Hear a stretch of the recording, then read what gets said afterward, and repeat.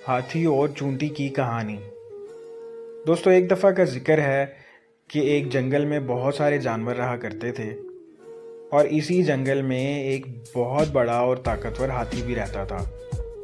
हाथी को अपने बड़े वजूद और ताकत पर बहुत ज़्यादा घमंड और गरूर था, जिसकी वजह से वो दूसरे जानवरों को बहुत तंग करता था। एक दिन हाथी जंगल में टहल रहा था कि उसने एक तोते को दरख्त पर बैठे देखा। हाथी ने तोते से कहा कि तुम मुझे यहाँ गुजरता देख रहे हो तो तुम मुझे सजदा करो, मैं तुमसे बहुत बड़ा हूँ। तोते ने हाथी को जवाब दिया कि मैं तुम्हें सजदा क्यों करूँ, तुम बड़े हो तो अपने लिए हो, मेरे लिए नहीं। हाथी को इस बात पर बहुत गुस्सा आया और उसने उसे कहा कि मैं अभी तुम्हें अपनी ताकत दिखाता हूँ। हाथी ने अपनी सूंड में दरख्त को उखाड़ फेंका और तोता वहाँ से डरकर उड़ गया। हाथी इतराता हुआ आगे नदी पर चला गया, जहाँ वह रोज जाया करता था। नदी के किनारे एक चूंटी भी रहा करती थी। हाथी वहां पहुंचा तो चूंटी अपने लिए खाना अपने घर ले जा रही थी। हाथी रोज की तरह उसको तंग करना शुरू हुआ और उससे पूछा कि तुम खाना क्यों ले जा रही हो। चूंटी ने बताया कि मैं रोज ले जाती हूँ। हाथी ने उसका रास्ता रोका।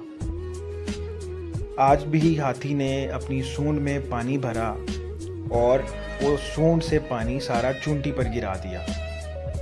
चूंटी को इस बात से बहुत गुस्सा आया क्योंकि उसका सारा खाना नीचे गिर गया था। चूंटी गुस्से में अपने घर चली गई और ये सोचते हुए गई कि मैं हाथी को नहीं छोड़ूंगी। अगले ही दिन हाथी जंगल में बहुत मज़े की नींद सो रहा था। चूंटी ने हाथी को सोता देखा और उसकी सूंड में चली गई। जैसे ही चूंटी सूंड में गई तो चूंटी ने वहां काटना शुरू किया। हाथी दर्द की वजह से उठा और रोने लगा और चिल्लाने लगा।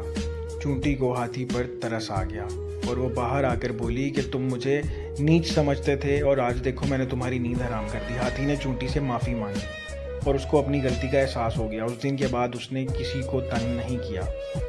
तो दोस्तों, ये थी आज की कहानी, जिससे हमें सबक मिलता है कि किसी को भी हकीर नहीं समझना चाहिए। चैनल को सब्सक्राइब कर दें, वीडियो को लाइक कर दें। बहुत शुक्रिया।